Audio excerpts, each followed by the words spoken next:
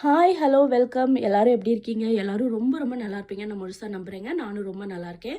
இன்னைக்கு உங்களுக்கான Guardian angel messages என்னன்னு பார்க்கலாம். இந்த மெசேஜஸ்லாம் கண்டிப்பா உங்களுக்கு ஏதாவது ஒரு விதத்தில் கனெக்ட் ஆகுங்க. இப்போயோ ஃப்யூச்சர்லேயோ அப்படி கனெக்ட் ஆனால் ப்ளீஸ் இந்த சேனலுக்கு சப்ஸ்கிரைப் பண்ணுங்கள். உங்களோட கமெண்ட்ஸ் கொடுங்க, லைக் அண்ட் ஷேர் பண்ணுங்கள். இன்றைக்கி உங்களுக்கு வந்திருக்க 3 கார்ட்ஸ் இதுதாங்க. ஃபர்ஸ்ட் கார்டு உங்களுக்கு வந்திருக்கிறது த வேர்ல்டுங்க. Accomplishment, celebration and completion. இந்த கார்டு என்ன சொல்ல வருதுன்னா, நீங்கள் மேனிஃபெஸ்ட் பண்ண ஒன்று உங்களுக்கு கிடைக்க போகுது. அது மூலயமா நீங்கள் ரொம்ப ரொம்ப திருப்தியாக உணர போகிறீங்க. நீங்கள் வந்து ஒரு செலிப்ரேஷன் மோடுக்கு போக போகிறீங்கங்க. அதாவது ஒரு சாதித்த மாதிரி உங்களுக்கு ஒரு மன திருப்தி கிடைக்கும். ஒரு திருப்திகரமான விஷயமா இருக்கும் அது. நீங்கள் வந்து ரொம்ப நாள் கழிச்சு மனசு வந்து ஒரு விஷயத்துக்காக ரொம்ப ரொம்ப ஹாப்பியாக இருக்குன்னா, அந்த விஷயம் நீங்கள் மேனிஃபெஸ்ட் பண்ண விஷயம் உங்கள் கையில் கிடைக்க போகுதுன்னு அர்த்தம். இந்த கார்டு வந்து உலகமே என் கையில் கிடைச்சிட்டா எவ்வளோ சந்தோஷமாக இருக்கும், அந்த மாதிரி உங்களுக்கான விஷயம் உங்களுக்கு கிடைச்சிடும். உங்களுக்கு ஒரு 5 மினிட்ஸாவது, அட்லீஸ்ட் ஒரு 5 மினிட்ஸாவது உங்களுக்கு அந்த சந்தோஷம் கிடைக்குங்க. அது ரொம்ப லாங்காக இருக்கணும்னு நான் ப்ரே பண்ணிக்கிறேன். செகண்ட் கார்டு உங்களுக்கு வந்திருக்குது 8 of air, self doubt, confusion and ஃப்ரீவெல்.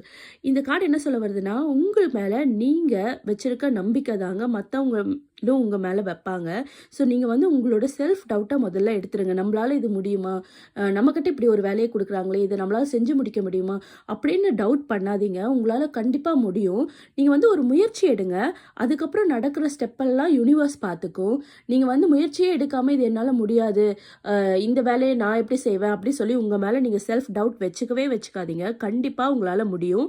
அதை நீங்கள் சீக்கிரமாகவும் செஞ்சு காமிப்பீங்க. நீங்கள் ஒரு ஸ்டெப் வச்சா யூனிவர்ஸ் உங்களை பல ஸ்டெப் முன்னேற்றுங்க. கண்டிப்பாக உங்களுக்கு இருக்க கன்ஃபியூஷனை நீங்கள் விலைக்கு வைங்க.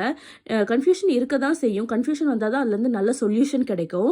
ஸோ கன்ஃபியூஷன் வந்தாலும் உட்காந்து யோசித்து தெளிவான முடிவை எடுக்க உங்களால் கண்டிப்பாக முடியும். நீங்கள் அதை செய்யணும். செஞ்சாதான் உங்களை பற்றி மற்றவங்களும் நல்ல பெஸ்ட் தாட் கொடுப்பாங்க.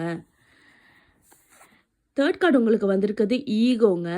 Illusion, dependency and materialism. இந்த கார்டு என்ன சொல்ல வருதுன்னா, நம்ம பலர் வந்து நம்மளுக்கு கீழே நினச்சிருப்போம்.